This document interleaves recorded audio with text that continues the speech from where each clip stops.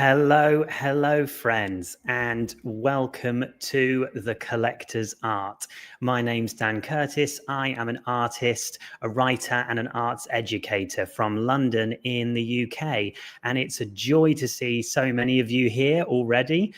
Thank you for everyone jumping in now. It's wonderful to see you all. And yes, it's a joy to be here thanks to the amazing Exchange Art and Bonk Art Masters, where I am currently working as head of artist education and collector education as well. And we're also doing this in collaboration with The Healthy Artist, the podcast that I run with the amazing Martha Lamont, a fantastic artist as well. And yes, this is The Collector's Art. Now, a couple of months ago, I think, in fact, at the beginning of this year, I was speaking to JT Liss, who is the amazing photographer and artist, and also the CEO of Exchange Art. And we were discussing that, you know, out in the art world, and particularly in the digital arts market, there's lots of, advice about buying quickly, hype cycles, things to invest in before, they get a good return for your money. But we weren't seeing a lot out there in terms of how do you actually collect the art that you love? How do you build a collection that you could live with for the rest of your life? How do you build your taste, your voice, your style as a collector? And so from that, this course, The Collector's Art, has been born. Let me talk to you about how it's going to work today. So we're going to split the course over the next hour into 3 sections. The first, I'm going to have a little look at what has changed and what hasn't changed in the art world and in the world of collecting art. Then I want to focus on 4 key myths around collecting art that, in my time working with collectors and mentoring collectors, I have seen as continuous blockers to growing a collection that you love. And then the kind of second half of the hour will be given over to the practical, how to build a collection of art that you love. The comments and questions section is open. If you're watching on the StreamYard webinar app, you can type into the questions box there. If you're on YouTube, you can type there as well, and I'll be able to see the comments here. And if they're directly related to what I'm doing, I'll bring them up, during the course, and we can discuss them. If not, we can. There'll be a time for discussion and questions at the end after a little break. So feel free to drop comments whenever. You don't need to wait till the end of the session for that. So then, let's look at step 1, or part 1, should we say. What has changed and what hasn't changed within the art world?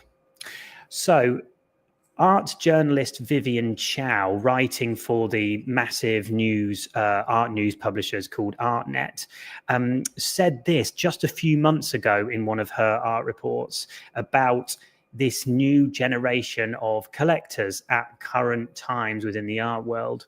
She says this generation of buyers is driven more by lasting engagement than by speculation or financial investment.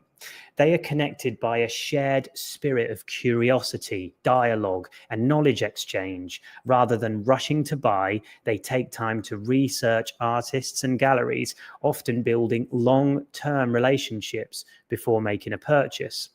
For them, collecting is just one way to support an artist. Equally important is advocating for the artist's vision, the artist's values, and the artist's community. And gallerists are seeing this shift towards values-driven, slow buying firsthand. The fact that this is written just a few months ago and in such a big publishers as ArtNet is really, really exciting to me. We are seeing a huge change in the way that art collectors operate, and looking at focusing on curiosity, dialogue, and knowledge exchange, rather than spending this time in huge investments. The collectors we see today are focusing more on building relationships with artists and with galleries before making a purchase. This is super exciting. And, it's not just anecdotally as well. We're seeing this in the research. In the ArtNet Intelligence report, which comes out every year, in last year's one, they were saying, huge investors are not rushing in the same way to buy millions of pounds worth of art that they'll likely never see or look at. And in fact, the intelligence report showed that works priced under $50,000 are showing a massive amount of resilience, even amid a global contraction of art sales. That suggests that more people are buying at a lower price point to make a connection with the artist, buying it to live with it and show it, not just to have it stored in a warehouse that's never seen. Connected with this is a big focus on what's called ethical collecting. A lot more collectors now are focusing on being ethical, and that can be ecologically ethical, financially ethical, politically, socially, looking at much more diversity in your collections, making sure that artists are being paid properly when they're buying the work. And these are not just kind of buzzwords to be cool and modern. They are really influencing now what people want to buy, where they look to buy art, and they want to know how art was made and why it's here. Alongside that, political views are changing. A lot of big spaces like, the Zabludovic collection closed in the last 10 years because the artists and collectors surrounding that gallery, which is one of the most influential galleries in the world, boycotted it due to the fact that a lot of its funds were being funneled off to the arms trade, oil trade, or to the IDF. These are really important issues that are not kind of being hidden as much anymore. Times are changing. Connected to that, we are seeing that the fact that many kind of mega galleries don't have all the monopoly on everything anymore, and that, we've got things like social media, which allow us to see an entire artist's portfolio without even go to any gallery at all. This is not just good for collectors, but artists too. The fact that artists and collectors can be more in control of their relationship with each other and have that deeper connection. And I can attest to this as well. Much more of the sales I've made have been through social media or direct contact through email and newsletters than through gallery sales these days. And that's super exciting, I think. NFTs, have made a big change. They talk to us about the ease of availability, that people can start collecting from anywhere. That, NFTs got us thinking about, and digital art as a whole, thinking about ownership, provenance, digital certificates and identity. And also the NFT boom of a few years ago taught collectors and artists alike about the volatility of art, the risks around authenticity, around scams, around overhype. We've been learning a lot as a culture over the last 10 years. Next to that, I guess we're seeing that a new generation of buyers are wanting to come back to what matters. Loving art, living with art, and supporting the artist, not just in purchasing work, but like Vivian Chow says in the highlighted quote here, collecting is just one way of supporting an artist. What's equally important is the artist's vision, their values, their community. Collectors are connecting more with the wider story of the work, not just how quick can I make a sale back on this piece, or how expensive is it, or how much hype is around this artist at the moment. It's really, really exciting times. We're looking at advocating artists' vision and not just transactional, but relational connections with collectors and artists. However, the changes are slow, and many of us will be, continuing over the next few years to be pioneers because, the next question was, what is the same? So the old guard of the art world is still very much stuck in its ways. The big four, or sometimes known as the big four, Gagosian, Hauser and Wirth, Pace, David Zwirner, these galleries are, still take a massive amount of the art market's total sales. In fact, it was written in Claire McAndrews' Art Basel new BS report that comes out every year. The one from this year showed that the top 5% of galleries like those big four galleries, for example, still account for around 70% of total sales in a kind of art market sense. And while modern, mid-tier galleries close down at an alarming rate, especially in cities like London, where I am here, and I see that galleries that have been around for hundreds of years are losing their ability to stay open. A lot of mega galleries still control huge amounts of sales. All That Glitters, the book that came out earlier this year by previous art collector and dealer Orlando Whitfield, is an incredible look into the strange and dark world of the art world. And, it shows that writing about his partner who ended up being convicted for one of the biggest art frauds in history, that, just as young 21 and 22-year-olds, they can swing the entire market based on nothing but performed scarcity or fear. And, and end up being in that cycle where artworks are simply being bought and being moved from one area of a temperature controlled hangar to another, and no one's seeing anything, and there's no connection. What's it all for? It's very strange. Christie, Sotheby's, Phillips remain central arbiters of taste and value as these huge auction houses. And I think it's a very common sight that, we hardly ever see art talked about in the media or anything unless it's some sort of mega massive sale that someone has made. And, there was that anecdote, I can't remember who said it. I've been trying to find out who said it, but recently I'd seen a video of an art journalist saying, when the Picasso gets brought out, no one claps, but when it sells for 80 million, then there's a huge round of applause. And connected to that, if you read the amazing book 7 Days in the Art World by arts writer Sarah Thornton, she talks about in the first chapter about the nature of these huge auction houses, and that in a sense they are just theatre spaces for the high ticket individuals, high wealth individuals, that wealthy collectors come to these sales to kind of meet each other and hang out with each other. It's like their time. It's like going to the cafe to meet their friends. And when these big collectors come, they want to see, big theatre. They want to see blood. They want to see drama. And the auction house caller is extremely performative. And she talks to one of those callers from Christie's. And he said, the thing that she notes is that there is no artists at these auction houses. And the caller from Christie's says, yeah, I hate when artists come. They just get in the way of the theatre, So there's this separation between artists and collectors that still exists in many of these high areas. But as we're seeing, people are becoming more aware of this. As we saw in the stats earlier, the lower ticket sale price of artwork is rising while these £1 million performative sales are collapsing. People are becoming more aware of this stuff. Less is hidden, or, art houses are becoming, it's not just about being respected anymore based on the basis of, your name or how long you've been going. And that the ability to connect with art more, and the slow democratization of galleries and institutions, and the ability for artists to promote and sell their work directly to collectors is really super exciting, is becoming more and more important.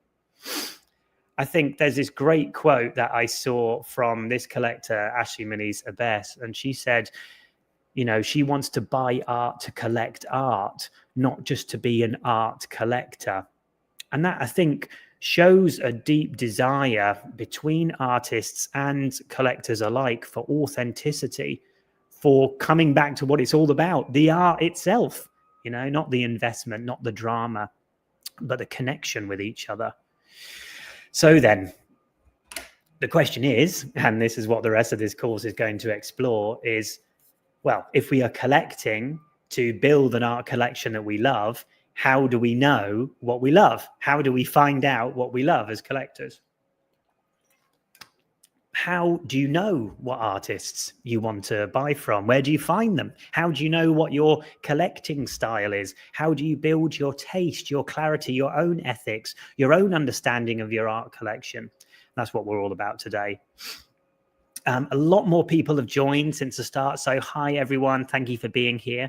I just want to let you know, if you've only just joined, that this is being recorded and it will be up on YouTube, on the Healthy Artist YouTube channel. And it's going out on X at the moment as well. And it will be on there. But I'll post about that more in the coming weeks, so you can find the links and things like that. But this is being recorded, so don't worry, you're not going to miss anything if you feeling like things are going too quick, or you've only just started.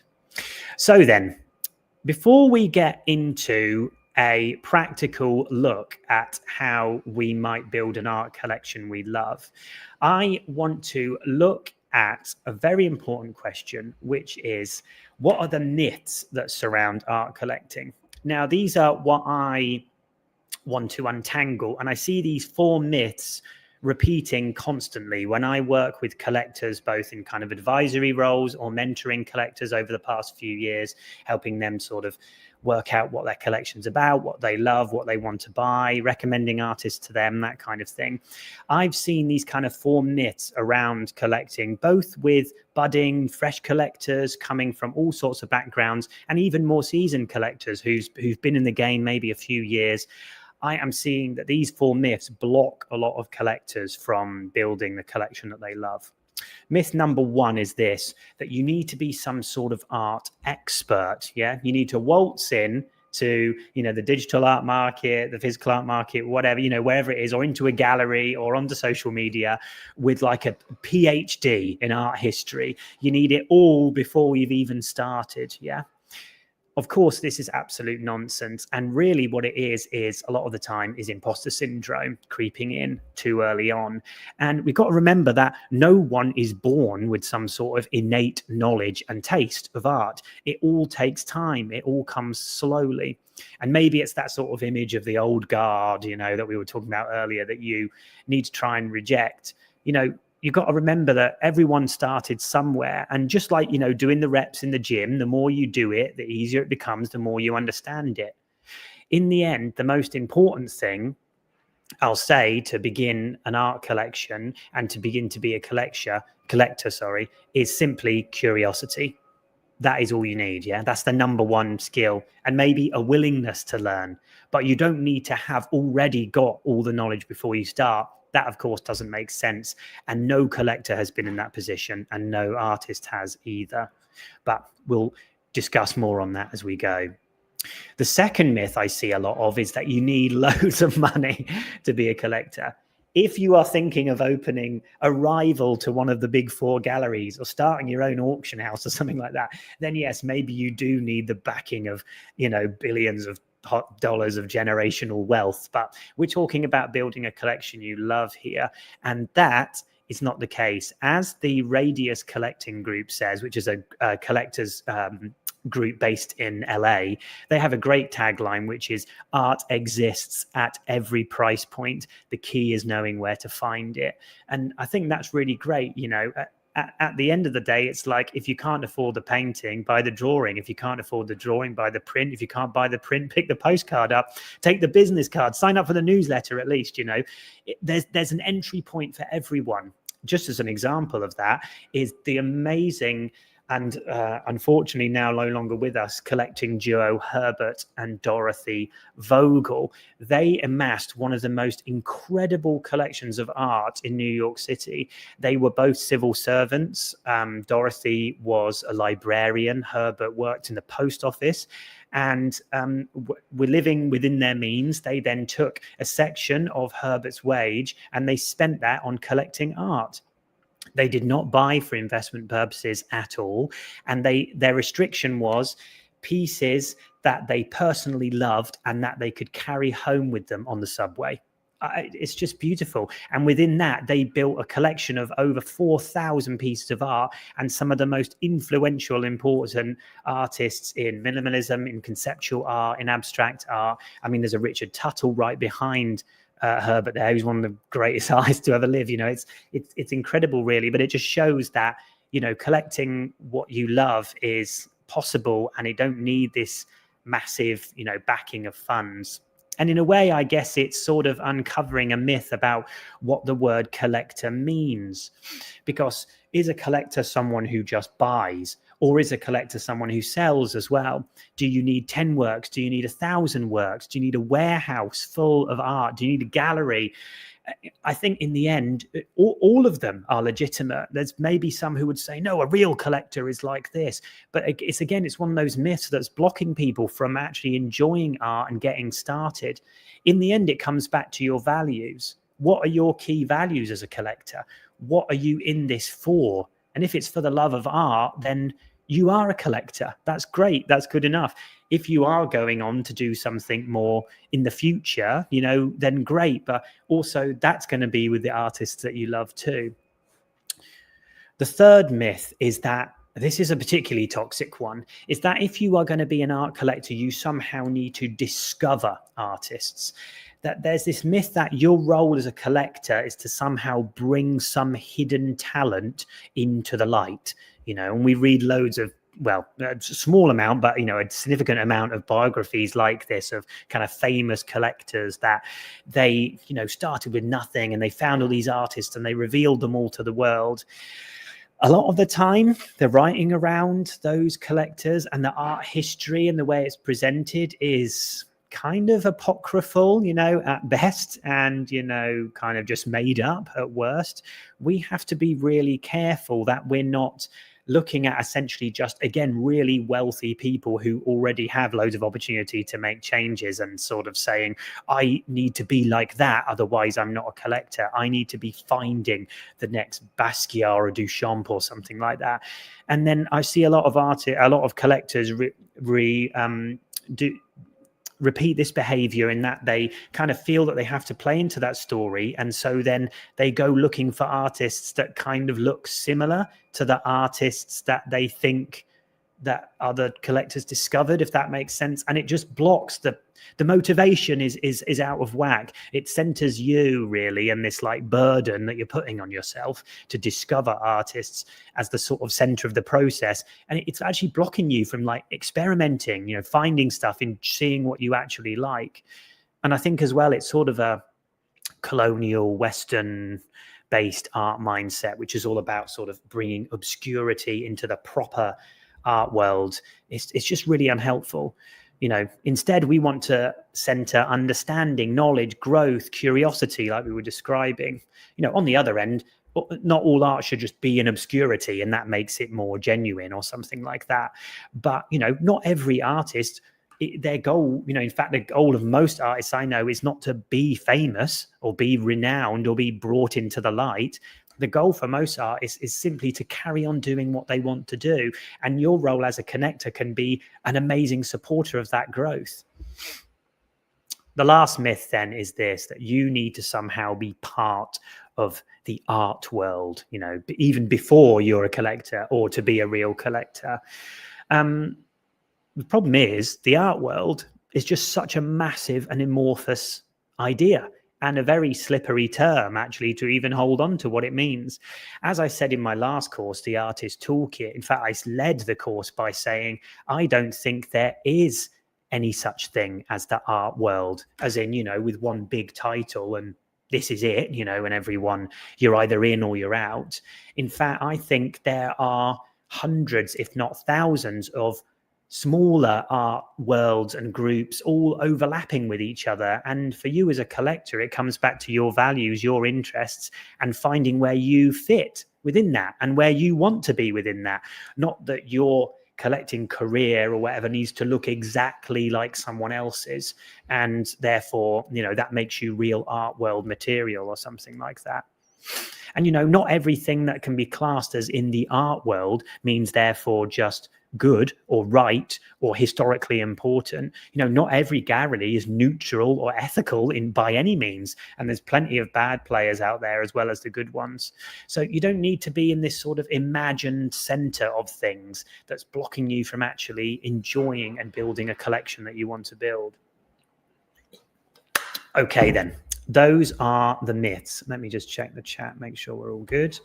Like I say, again, if you are just joining us, if quite a few more have joined as well, this is all being recorded. So you will be able to watch this back at a later date as well. And yes, the chat is open, so feel free to drop things in, or we'll do a question time at the end as well. So then, with all that in mind, the next question is then, if that's the foundation for what we're doing today, how then do you get to the practical? How do you build, knowing this stuff, how do you build an art collection that you love? So here it is. Here's my best guidance based on that foundation from my own research, my own experience in mentoring collectors, and also my time with collectors as an artist as well. So starting with the amazing Sid Motion. Sid Motion is a gallerist based in London, and I had the great fortune and opportunity to show some sculptures with her the last few months, which has been wonderful. And while I was doing that show, I was talking about this course coming up, and I asked her, when you're, working with new collectors who are kind of tentative and not sure where they're going, how do you help them, to build things, or what do you tell them to do when they're looking for what to buy? And she said the primary focus is, what would you be happy to live with for the rest of your life? And, she said she's got obviously a decent collection of her own at home. And she has particularly these two paintings in her bedroom that when she wakes up every morning, she looks at them and is like, yes, it shapes the day. It helps her to feel more connected to who she is and what she's about, and that she collects for love, not for investment, and tells every collector to do the same. So if we're collecting for love, not investment, and if you're wanting to look back on and be proud of what you've got, something that shapes who you are. Living with art is not just sort of decoration. Your art collection can be a reflection of yourself, of who you are and of what you're becoming. They can be stories that can shape the very fabric of your life, and because that's what art can do. And yes, you might be opening a gallery in the future, you might even be thinking about doing that, and yes, you want to be collecting things on an investment side that you might then sell through the gallery in the future. But even then, you still want to invest in the work, not just that you think will sell, but that you love. Because if you buy shit from artists that are kind of you don't care about, or is just hype that apparently is going to sell, but you haven't really thought about it much, when that doesn't sell, it's going to hurt like hell. It's going to hurt really bad. And on the other hand, if you've invested for love, when it comes to selling that work, you're going to know that you've supported an artist that you love. And it's not just you spinning a story to sell the work. You are passionate and behind it. So, but we get to this point, and many collectors then ask me, well, then how do I know what's good? How do I start the process of understanding as a new collector, particularly if you've come from not from an arts background at all? How do I know what is good art then? What makes a good artist? What makes a good piece of art? And I'm gonna spoil the day by saying the idea of what is a good piece of art and good and bad art is the question itself is actually where the problem is. Yeah, that's actually a blocker to finding the work that you love. There is no such thing as good or bad art, and this sort of moralistic dichotomy is just unhelpful, and it's reductive.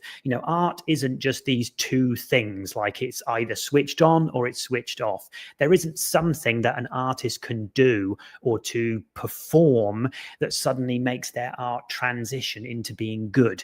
And it's not like a kind of cake either, where if there's all these elements, it comes out correct, right? There's a lot more going on with art and a lot more at stake in terms of that as well. But on the other hand, I think if there's any distinction that could be made about what is good art and what is bad art, then the only distinction I would make is that objectively bad art, I would say, is art that is there to hurt people. That could be racist, propaganda, art that demonizes or weaponizes power against a community that doesn't have it, or that's just making money purely through lies or manipulation. I would say that is objectively bad art. And as you go through as a collector, learning what you love, that stuff will become pretty clear pretty quick. Trump NFTs are objectively bad art. Okay, that's an example. If you want an example, right? Feel free to disagree with me, but I would say it is. I would say instead then a different term to think about is this. When you're looking at art, it's not what's good or bad, but what's more realized and less realized. What is more or less authentic art? Is it communicating well or not? Is it challenging and fresh, or is it safe and boring? These are better frameworks, I think, than is it good or is it bad? There's no secret good or bad code that's, other collectors seem to know and you don't, or artists know and they can reveal it to you. That doesn't exist. And also, on top of that, you literally don't even need to like everything. Even like the best art, even great art that is, renowned as being brilliant, it doesn't mean that you need to like it. It doesn't mean that it's going to resonate with you. It doesn't mean that that's going to be part of your taste as a collector. Yeah. So then, if it's not about good or bad art, what is the process of finding out what you love? Two things, okay? Now we're getting into the deep practicals. First off is this, the understanding of what I call the taste gap, right? Now, I say this to artists all the time, but in writing this course, it struck me that this is actually something that really applies to collectors as well. When it comes to artists, there's this knowledge of where you want to go, where you want to be in your work, and your understanding of what is like great art and what is, really brilliant and realized artwork develops before your skill set develops. And so your taste develops quicker than your actual skills. And that gap between what you're doing now and the future is extremely painful between what you know to be good and great and what you are doing right now and where you want to be. And I think the same can apply to collectors as well. You see collectors with great collections, with seeming to just have a great read on artists, can see artists' potential, that they know, when an artist has got something really good going for them, and they know how to hang art and bring it together. And you were at the start of that journey, and that journey between you and that collector, that gap is really painful because you can see what it can be, but you're not there yet. But the important thing to know is that it does come, but it takes time. There is simply no cheat code. There's no skip to get to a good or brilliant being art collection or being a brilliant collector. It's just going to take time. And therefore, it comes back to the idea of learning how to read art, or what I call slow looking. Now, I did an entire course called Slow Looking a couple of months ago, which is all about how to read art, how to look at art in galleries, how to understand complicated exhibition texts, how to understand art history in the context of your art. Now, I won't recapitulate the entire course here, obviously, but we'll dive into a couple of bits of it in a minute. But I will be making this course, which was also recorded. I will be making that course live on my website in this next week. So if you are thinking about that's something I need a bit more guidance on, it's a 2-hour course. It's like, I put my heart and soul into it. So, and I think it's benefited a lot of people who've used it, and a lot of people have used the techniques in it to be able to kind of engage with art more deeply out and about in the world. But I will talk about a couple of bits from it now. But if you'd like to watch that at some point in the future, I'll put the links at the end of the talk here today, so you can sign up for my newsletter and be the first to hear about when it goes online and everything like that. So if it's all about learning to read art and slow looking, there's a really important thing to note, and this is what is kind of the foundation of the Slow Looking course, is that there's a big issue with how art has been sold to us for many years, and that there's this huge focus on trying to work out what art means, or in trying to interpret bits of art that actually overtakes the act of looking itself. A lot of the way art's presented to us when we think we have to be experts is saying there's this meaning in the work that you don't get yet, and you have to kind of unlock it, and then suddenly it will all make sense. It's almost like we jump over the art to get to a special dictionary definition that you can just look up into a book, and then it will all unlock. And as if, of course, the irony is a lot of the time we don't spend any time looking at the art. We spend the whole time trying to work out the art, trying to interpret the art. The problem is with this is that often galleries don't make that kind of thing very accessible on the one hand, or it becomes this kind of like art Sudoku. And when we feel that we can't do it, we suddenly feel like, oh, well, I just don't get art then, no, it's not for me, or something like that. Or I'm dumb and everyone here gets it, but I don't. Of course, the problem is the whole idea in the first place. Beginning slow looking and understanding art is beginning to spend time with art. And so I would suggest this. I want you as a budding collector and beginning to work out what your art collection is for you. I want you to start with your why. And I'm going to explain that a bit more. What I want you to do is literally do this, over the next 6 months, even a year, if you like, It's not rush into buying stuff, is to do this. I want you to start a kind of collector's journal, okay? And what I want you to do is I want you to go out there to galleries, you're scanning social media, Instagram, Twitter, wherever it is, engaging with art.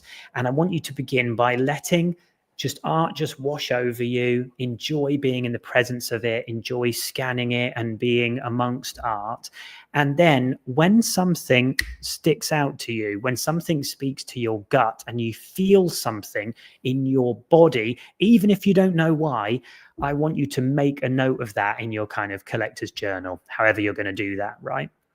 And that's enough at this point, okay? I want you to simply do that. I had some sort of reaction to this work. I don't know what it is, but I wanted to spend time with it. I was drawn to it. I spent some time looking at it from all directions, scanning it over, letting myself absorb it, make a note of the artist, the artwork, and what kind of things even you were thinking about, if you like, but you don't have to. Then I want you to continue on. And the next time a piece of art does that, I want you to make another note. And the next time and the next time, right? Until you've got this set of artworks that you can look back over. Because here's what happens. This is the brilliant thing, right? From here, you can now start to then ask the question. This is where your why comes in.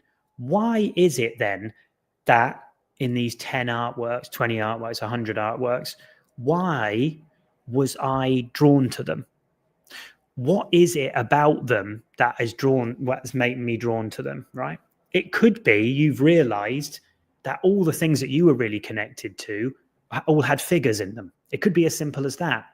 And then actually, my story then is my interest in figurative art.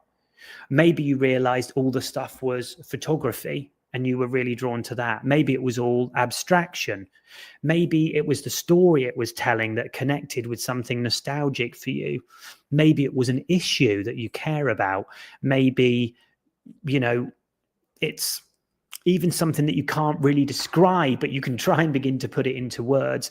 And what you'll begin to see here is not, oh, what did this piece of art mean? And is it good or bad? And should I buy it? What you've got now is a building kind of library of your understanding of your own taste developing, of the things that you were drawn to. This will be janky and weird at first, and that's totally fine. That's part of the journey. Of course, we're not here to be experts. We're here to be curious. That's what I said is the main thing. And this is allowing you to be curious. It's not stopping you by saying, well, you don't know what it means, or you haven't got an art PhD, or you can't understand it the first moment you see it. We're not about that. We're about slow looking. Then from there, we can go a little bit deeper. There's a really great thing I read by this writer, Esme Wong, and it was about writing. She was teaching a course on writing that I was on. But again, I thought this actually really applies to collecting as well. And she said this as a way of like trying to understand what you love and what you're interested in, like you've started to build this library of artworks and find connections with them. She said, imagine someone is doing their PhD, right, on you, on your art collection. Of course, she was saying on your books or on your writing, but I'm saying on your art collection. If someone was studying your art collection, all those things that you've put in your collector's journal, what would that PhD person writing this thesis about your collection, what would they say were the main themes that were being drawn out? I think that's just a really simple way of looking at it from a different direction. And it may be that the themes are, well, you know what it is? It's human emotion, or the struggle of being human. That's a real connection I see through all these works. Maybe it's Black politics, or the Black struggle in America. Maybe it's something like that. Maybe it's about the idea of magic or mysticism or escapism. Maybe it's something ecological and you're interested in political discussion around how we, our impact on the planet. Maybe all the work that you have noticed has text in it, and that text somehow critiques capitalism. Do you see what I mean? You can begin to find these threads, these themes sort of develop in your work. There's this great quote here by the collector, G. Andrea Danesi, who's a collector and art advisor. And she said this: let your instinct guide you, buy what resonates with you, and look at your collection to find the common thread that guided you over the years. The art you buy tells you who you really are. And this is it. As we start to build this journal, even before buying, and then when we start to buy, we're letting our instinct guide us. And it's the art that will reveal to us what we're interested in. Does that make sense? Not the other way around, where we have to run in already knowing everything and already being an art history major and et cetera, et cetera. Yeah. So from beginning to see those deeper connections between the artworks, from your art journal starting to pick up, from finding these patterns between the works that you like. And I'm not saying it'll all be really obvious, like, oh, they all look exactly the same. The artwork might be really disparate. It might be different, but there'll be things that will be sticking out to you. It can also be more than one pattern, you might be interested in all sorts of things, and that's cool too. But you'll start to see what's being drawn out to you, and this is your taste developing as a collector. From there, you want to then saturate yourself within that subject matter and within that artist's work. This goes, well, let me give you an example. Excuse me. When I teach, I've taught loads and loads of kids workshops over the years as well, when I was working in gallery and museum education for a number of years. And what I would do to say, for example, I'm teaching kids about abstract art. I would never, ever, ever just show them one piece from Kandinsky, or one piece from Mondrian, or one piece from Rothko or something, or one piece from Helen Frankenthaler, and say, okay, this is her work. Here's a painting of hers. Now let's make our own abstract art. Because what happens is then you just get, 30 Helen Frankenthaler copies. There's nothing authentic coming out. It's just like, oh, the teacher says I got to do this. And then so I try and do it, and I don't really get what we're doing. What I would do instead is show them 10, 20, 30, 40, 50, 100 pieces of abstract art of all different types across that pattern, that lineage, and saturate them in the context of abstract art, and then say, right, now what do you think? Having seen all that, where do you want to go? And what will happen is their authentic expression will be much clearer, because they've been saturated in the whole world of it. And that's then how you begin to saturate yourself as a collector. You'll be finding those threads between things, and then you can dive into the wider context around it. Okay, if I'm constantly seeing figures in the work that I'm interested in, then I must be interested in figural art. Then maybe I need to find a book on figural art, or watch a documentary, or maybe I need to go to the artist's website and read a little bit more about them and what kind of painters they're interested in, or the books that they're interested in. And can you see, suddenly you are doing art history, but you're creating your art history around your taste, around your methods and where you want to be. It's letting your instinct guide you again. And just look at loads of shit, like in the end, that's how it's going to work. And when you build up this library of stuff, and connections, that's how you begin to contextualize, the fancy word for it. And then the important thing with contextualizing as well is diversifying how you look. So you're looking at stuff in a gallery, but you're also, like I say, watching documentaries, reading books, listening to podcasts. Find a talk by the artist or an associated artist on YouTube, whatever else. Find other ways to connect with it, and suddenly you're building your taste. And before you know it, you're starting to realize what the stuff I love is. I hope it's making sense to everyone out there, and you're able to follow along with all this. Okay, so we've got about 10 minutes left. So let's round up a bit more higher speed with the last things before we go into questions. I'm just going to check as well on X if there's any questions coming in. I'll leave that open there. So the next thing then is thinking about art history. Yeah. I do want to make this is then, as you're building your art history, do think about how you're going to contextualize the work in art history, and think about then, you find those connections and in books and guides, and making slowly connections between the works that you love, and seeing this then in the context of the wider thing of art history, and enjoying that, not trying to learn everything. But once you have done your collecting journal and started to find what you're interested in, that's when you can begin to dive into art history. But also, I really want to encourage you to unlearn art history, because there's so much of the way that Western art history is advertised to us is very linear. It's usually great white man to the next, and that person influenced this person and they influenced this, and it went on. But that's not how history works at all. There's all sorts of bubbles of influence, just the same as the art world, all mixing together. And so I want you to diversify what you're reading, not just coming back to the same stories. Connected to that then is diversifying your feed itself, your collection, your research. If your collection or the stuff that you're looking at is, as the White Pube great writers in their book Poor Artist, they put it, if your collection is male, pale and stale, then you need to rethink what you are looking at, and you need to actively put yourself in positions where you're seeing more work from artists of color, from queer artists, from female artists. You need to be diversifying what you're looking at to also grow that connection of your love and drawing things into what you're interested in.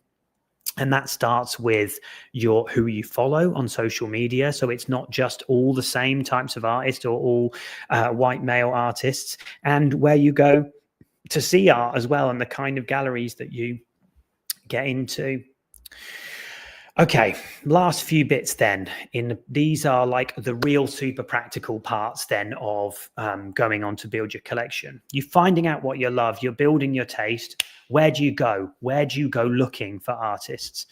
Truly, I really, truly mean this, that social media is just such a big fucking deal now for artists. And, what you are looking for in an artist is, when you come to these spaces and engage with their work, is someone who is committed to their practice. What you're looking for is someone who is showing that they are really dedicated to what they're doing, which, to be honest, is most artists, because why would anyone willingly choose to be an artist these days in this economy, right? And most artists cannot choose to be an artist. They just are. It's just what you are. It's like breathing. You don't just choose to do it one day or not. It's what you have to do. Yeah. And so if you're finding, as you search, artists who are consistently growing, making, experimenting, that they have a wider connection in their writings, in what they're thinking about, and even if they haven't, shown much, or if they're not famous or anything, or if they don't have, huge amounts of time and they're not making lots of work, that they've got that capacity for growth. And the main place you're going to find them now, as I was just about to say, is social media. It's such an important place for collectors, and it's a great place for collectors to start, especially if you're not in a place that has many galleries around you and things like that. And it's a great way of beginning to collect with artists and be able to watch them from a distance, see their practice grow, figure out if it's the kind of work that you're interested in and what they're doing. But as social media gets more difficult to use in many ways, and there's Dr. O says, enshittification is starting to take hold in social media. There are things like, if you like an artist on social media, go to their website to get more around what they're about and sign up for their newsletter so that you can keep in contact with what they're doing and what they're writing about and where they're showing. And then on top of that is a great way of finding like a further connection around the artist and finding more artists like the artist that you found that you love, is going to that artist's website, looking at the galleries that they've shown at, go to that gallery's website and start looking at their artists. Because usually if a gallery has shown something, it's that gallery will also show other work in that same area.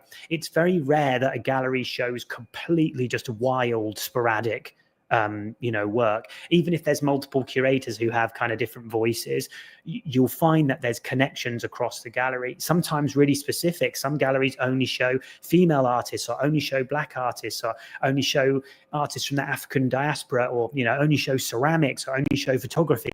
This is really good stuff for you to begin finding those niches so that you can connect more with the stuff that you love more easily than just kind of random scrolling and hoping that you'll find something. So stalking artists' websites and finding out where they've been showing is a great idea.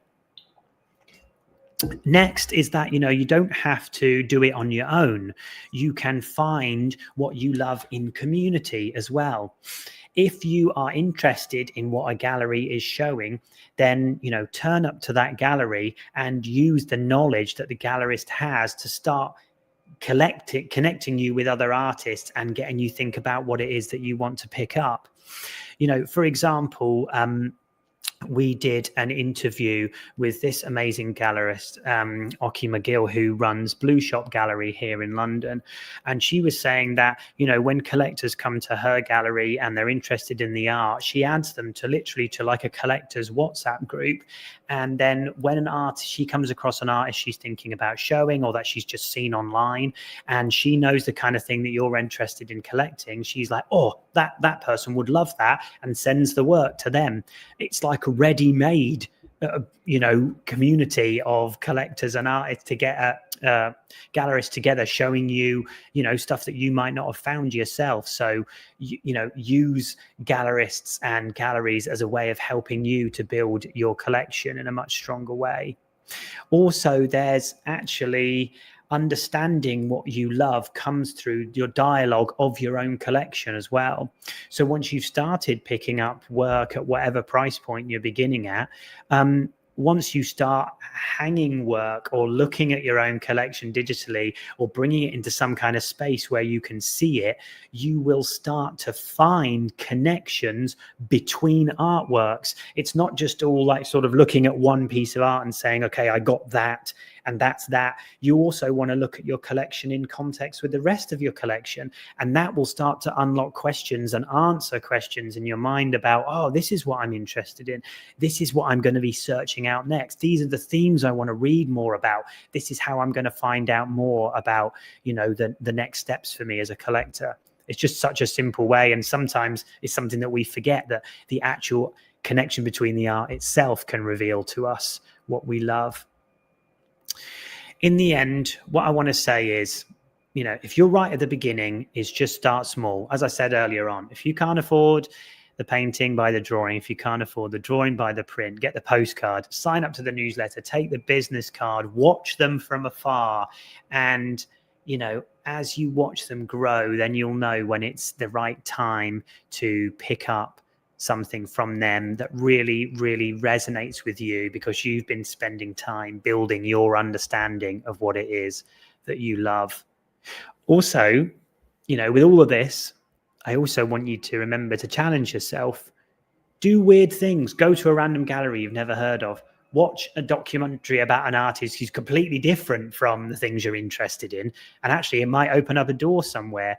Read really weird shit, watch interesting stuff. Go to places you wouldn't know and get recommendations from artists about interesting things, because, artists are some of the greatest observers and understanders of other art out there. So, use them for that. And in the end, my final thing is just to say to just start. There's no guidebook, there's no right and wrong. You just need to get going and do that first thing. And that is where the narrative will develop. You cannot think your way into a collection. You cannot, it comes from the doing. It comes from the being. It comes from the relationships with it. It's like everything in that respect. You just need to show up and keep doing it day on day, and it will build up into something beautiful and wonderful and into a collection that you love. As Magnus Reich, who wrote the book How to Collect Art, an amazing collector, he said, even the most seasoned collector's always learning. And that's what we want, isn't it? We don't want to be in a position where we are seeing and doing the same shit forever and ever. We want to be constantly growing and being fascinated. And we'll look back on the works that we collected years ago and think, wow, yeah, that was an amazing start. And now I see the journey of where I've come to now, as your taste and skill builds, which will happen. Right then, a couple more things before we finish. A couple of resources. On the book side, How to Collect Art by Magnus Reich, who I just quoted there, is an amazing book. That book is really like sort of the 101 about beginning collecting from a kind of the art market, budgeting, understanding, the terminology within the art world and all this sort of stuff. Things that I didn't want to cover today. That's like the super techie side of, like literally how to do it, as obviously this course was more about finding, what your collector's voice is. But there's elements of that in the book too. Really, really good, really accessible reading. Highly recommend it. And there's loads and loads of quotes from like hundreds of collectors in there as well about the way they approach things and all that sort of stuff. If you're interested in just getting like a blast of the beginning of art history, What Are You Looking At by Will Gompertz is really great. Super accessible art writing that looks at the kind of the last 150 years of modern art. Basically from it does go pre-impressionism, but impressionism up to now, like what's been going on. And he has some really great critiques of like Western art history as well and stuff like that. So really, really good. Highly recommend it, and funny. He's a great writer as well. Coming more to contemporary art, Who's Afraid of Contemporary Art is a fantastic book that kind of unlocks and opens up ways of kind of thinking about contemporary art. And 7 Days in the Art World, who I mentioned, by Sarah Thornton, that I mentioned earlier, is a fantastic walk through different elements of the art world and how they all work. Connected to that is, of course, Exchange Art, who have made this amazing course happen today. And so I didn't mean to say amazing course, who have amazingly made this course happen today. What an amazing course that was, if I do say so myself. They are a great way of beginning to, connect with art and search art and see what kind of art that you love. And then there's other platforms like Gertrude and places like that where, you can begin collecting art at a good price point, both physical and digital, across both of those things. The Slow Looking course, as I said, which is all about getting to understand how to read art, how to contextualize art, how to read complicated art texts and galleries, how to go beyond this sort of interpreting art into actually really experiencing it. That 2-hour course I will be putting up for purchase online next week. It will have a sliding price scale. So, hopefully you can find a price point that you can afford as well. And I'm really excited to be putting that up. It's a course that I did at the end earlier this year, and it was really well attended. And a lot of collectors said they've used all the skills from it almost every time they've gone to go to a gallery or look at art. So I'm really, really pleased about that. So I'll be putting that out online next week. The best way to keep up to date with that is to sign up to my newsletter. If you go up to danielcurtis.co.uk, go to the contact page, you can find my email address there, and also you'll find the newsletter sign up form. I put out a newsletter once a month. It's got all this kind of stuff on, where my courses are, what my own artworks are available, where I'm showing all these kind of things. Also, if you are a collector out there and you are wanting to develop your collector's voice and not really sure where to go, and you found this talk helpful today, feel free to reach out to me. If you want to work with me one-to-one, I've been doing that with a lot of collectors over the past year, please let me know. And you can either reach out to me at danielcurtis.co.uk. My email's on there on the contact page. You can go to Instagram at oddjobs, and you can find me there, message me there, or at Daniel__Curtis. That's 2 underscores there on Twitter/X. Just feel free to reach out to me anytime. Always up for talking, even if it doesn't lead to us working together or anything like that. I'm always up for chatting about things. So please feel free to do that. Friends, it's been an absolute joy to be with you this past hour. I'm going to take a 2-minute break, and then if there's any questions or anything like that, please feel free to drop them in the comments, and then I'll take them up. And if not, we'll have a chilled rest of the evening. All right, I will see you back here in 2 minutes.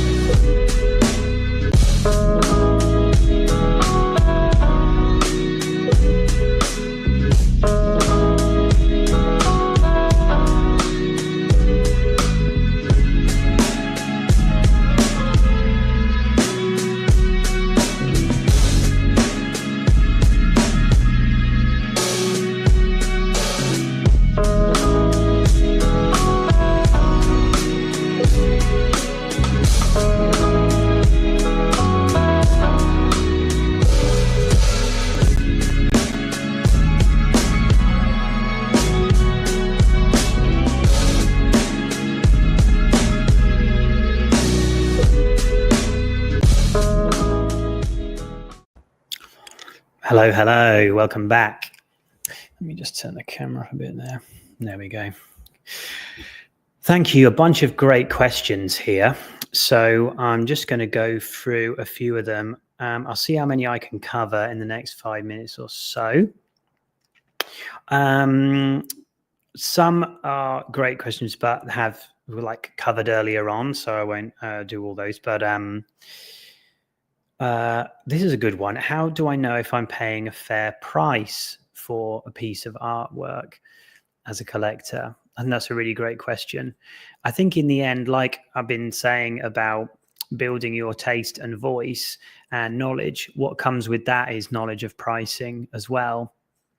On those early days, I mean, I'm not hopefully not expecting that you sort of jump out the gate and buy something for 10 grand, off the back of nothing. But as you build relationships with gallerists and artists and collectors, you'll build, a trustworthy network of people.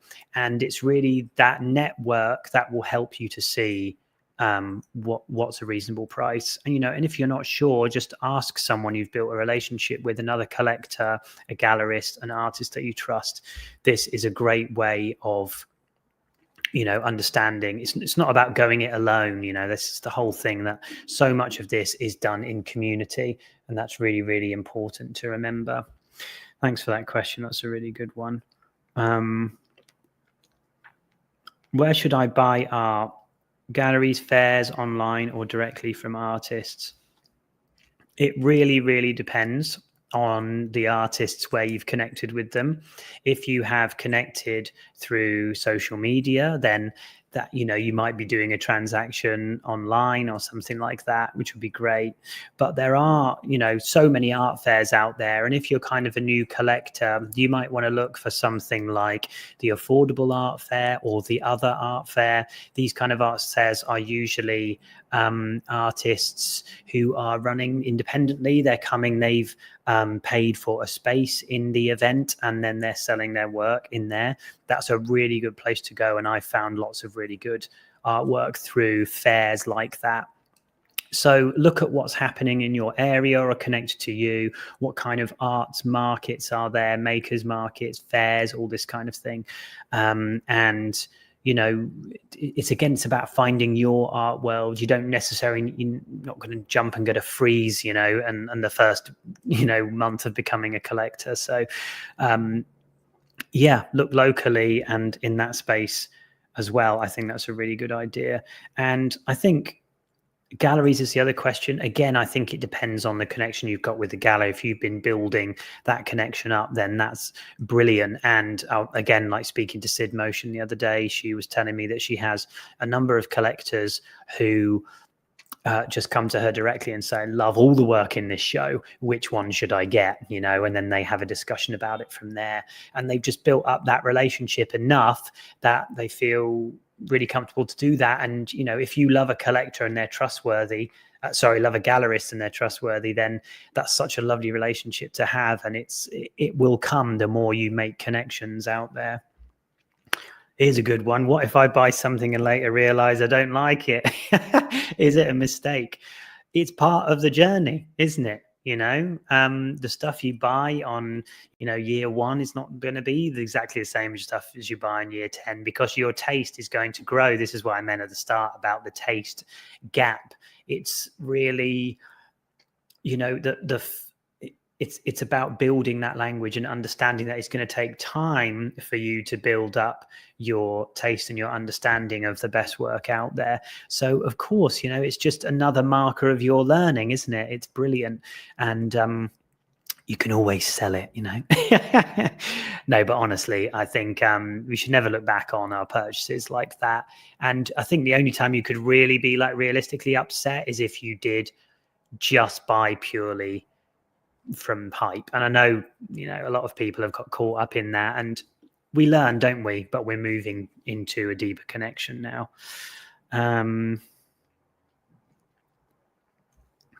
What's the balance between connecting for passion versus treating art as an investment? Yes, I definitely would recommend reading How to Collect Art by Magnus Reich for thinking about those different types of things, particularly the art as the investment angle. It depends on what your values are and what it is you're trying to do as a collector. If you're looking at, showing, selling work as well, things like that. If art for you is one way that you're wanting to just invest large amounts of money or, move money around, that's a completely different thing than building a collection that is about passion collecting. I guess the main thing is that usually passion collecting is going to be because you love the work and want to live with it, or because you love the artist and want to support them. And if you've got both of those things going together, then that's even better. That's the best thing, really.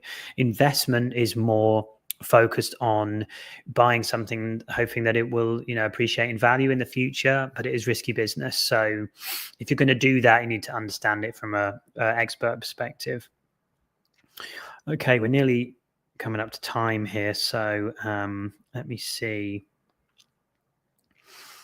Once I have a collection, how do I care for and display it properly? That's a great question.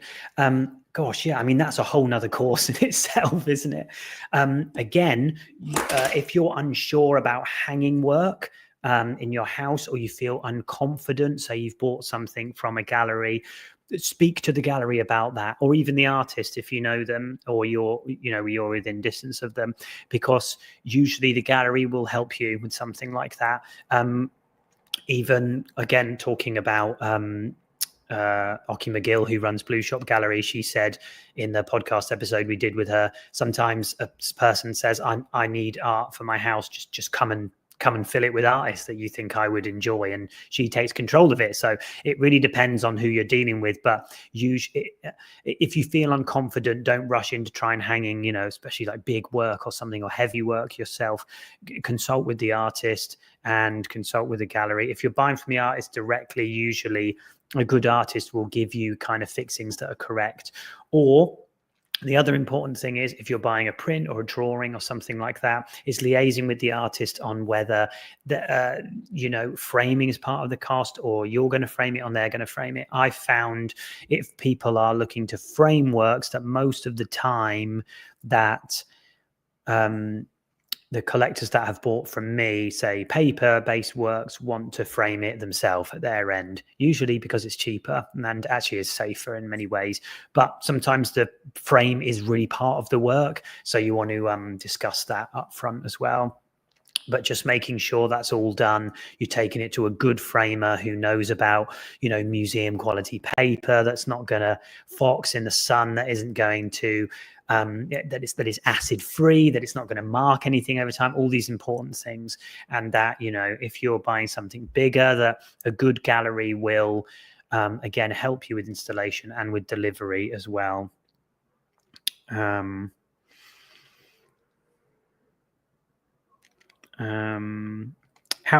Let's do this as a last one.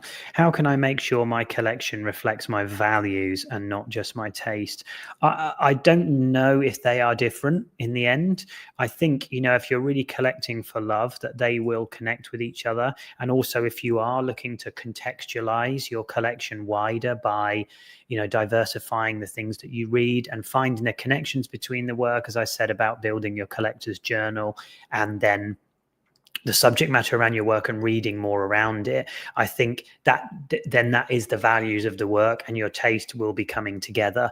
So I wouldn't worry about that too much. And I think, in the end, as you let the art speak to you and you connect it more with who you are as a person and what you're interested in, you will be finding the values manifested through your collection. And, living with a collection that will be making you a better person, in many ways, it will be challenging you to do things and rethink. Some of the best pieces in my own collection are works that I can constantly come back to for reminders about who I want to be, how I want to live, what kind of things I want to see in the world, stuff like that. So I think taste and values are always going to be connected. Of course, you might be buying some art which is, let's say, more on the illustrative vibe, and it's more just about like just a fucking cool thing, but even that will be connected to something to do with you as a person and your own history. Yeah. Brilliant. Oh man, there's lots more here, but we've run out of time. Let me just check here as well. And I want to make sure if you need to go, that you can go. But yes, thank you so much. Again, if you are interested in working with me more on your own collection, or just talking with me about stuff, and you've enjoyed what you've seen in this course, then please head over to danielcurtis.co.uk, sign up to my newsletter, drop me an email through my email address, or follow me on Instagram or Twitter. Friends, it's been a joy. This course has been a long time coming, and I hope you enjoyed it and that you got a lot out of it. I will be back next week for artist questions. And as well, if you feel there's stuff that wasn't covered, or there's something else you'd like us to make happen at Exchange Art for collectors, whether it's like another workshop or something else, please let me know, or let JT know over at Exchange Art. That would be great, because we're always wanting to bring more resources for you out there to help you to, build the best collection that you can. Thank you, friends, for joining me for this hour of course, and that was the Collector's Art, and I look forward to seeing you in the next one. Have a good evening and a great rest of the week, friends. Thank you so much.